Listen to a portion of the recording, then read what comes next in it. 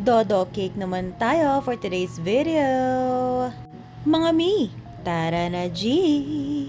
Ito yung pinakamatrabaho at pinaka-challenging na full fondant cake na nagawa ko so far. Naku mga mi, hindi ko na nga maisip itong design or inspiration na sinend sa akin ni customer. Basta ang nasa isip ko lang ay ma-survive natin ito.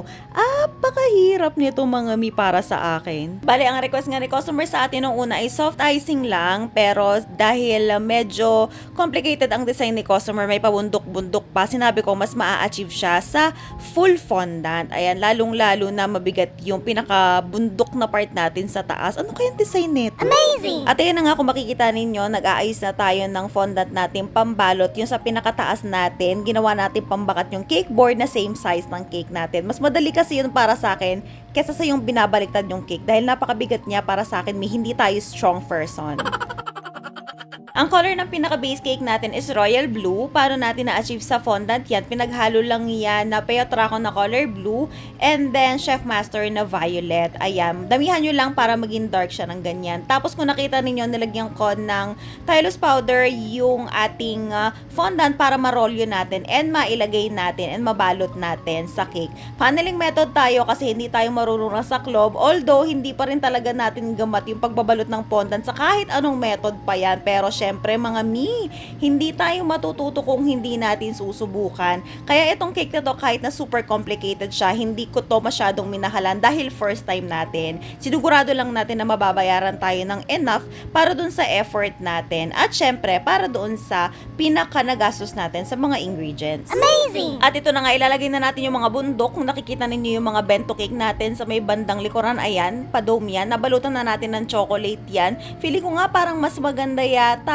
kung binalutan muna natin ng fondant bago natin nilagay sa cake. Pero okay naman na din dahil na-arouse ko na tong mga time na to. Tapos kung makikita ninyo, nilagyan natin siya ng barbecue stick tagos dun sa cake natin hanggang sa pinakababa ng ating cake drum para hindi mahuhulog yung ating bento cakes. At ang size ng pinaka-cake natin is 8 inches. Kaya pag pinagtabi mo yung dalawang bento size na cake, which is 4 inches, kasyang-kasya siya. At ayan, binabalutan na natin ng fondant yung dalawang bundok natin and yung color niya is skin tone. So, pinaghalong color brown niya na may konting yellow para makuha natin yung skin tone. Ayaw kasi natin ng medyo pinkish kasi medyo meticuloso yung customer natin kung ano yung sinend niya sa atin na inspiration. Gusto niyang pagaya.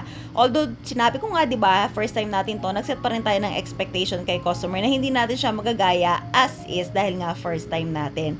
Okay naman yun kay customer as long as kahit papano daw magaya yung inspiration na sinend niya. Ayan, nakikita nyo na yung bundok. Konting-konti na lang mga mi, magiging maliwanag na sa inyo ang lahat.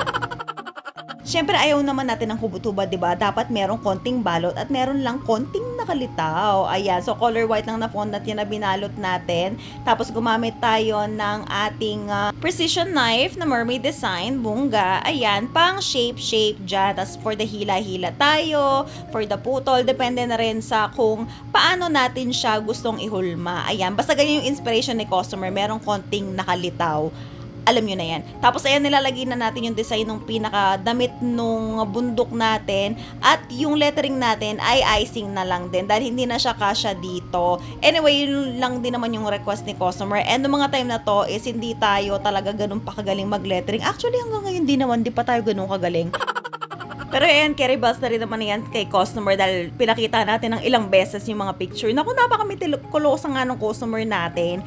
Ang dami niyang pinapalit dito kasi may mga parts din na namali tayo and may mga parts na gusto niya talaga eksaktong-eksakto. Tapos icing border tayo mga mi. At ito na ang final result.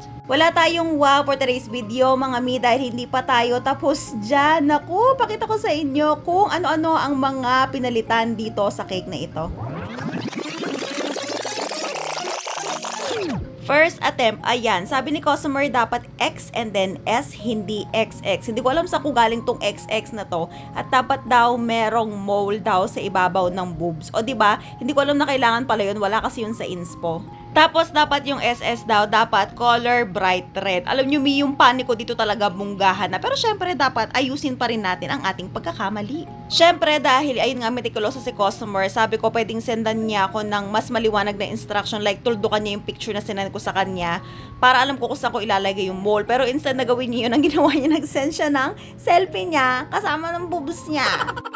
Nanliit talaga ako dito, Mi, kasi yung sa akin talaga wala kang makikitang ganyan. For the ipit-ipit lang tayo. Tapos ayan na nga, ayan, nag-send na ako, inayos ko na. Pero hindi pa rin daw ganyan. Ayan, sabi niya, dapat daw itaas ko pa daw yung mole. E di, ayan, no, kung makikita ninyo, nasa taas na. Pero ayan, wait daw. Tapos ayan, tinuldukan na niya yung picture na sinend ko dun daw. Tapos ayan na nga, sinend ko na sa kanya. Sabi ko, ma'am, pa-check po muna bago ko idikit. Noong mga time na to, hindi ko alam kung matatawa ba ako o ano yung reaction ko. Kasi talaga palit-palit talaga ako ng pwesto hanggang sa makuha ko yung pinakagusto ni ma'am. Yung selfie niya kasi mga naka-mirror effect yon, so baliktad pala, imbis na sa left, right pala yon. Pero ayan naman, nagustuhan na niya yung pinaka-final natin at ito na ang final look. Diba, ang shala ng cake natin, napakasarap tingnan sa mga mata. And that's it for today. See you on our next video. Bye!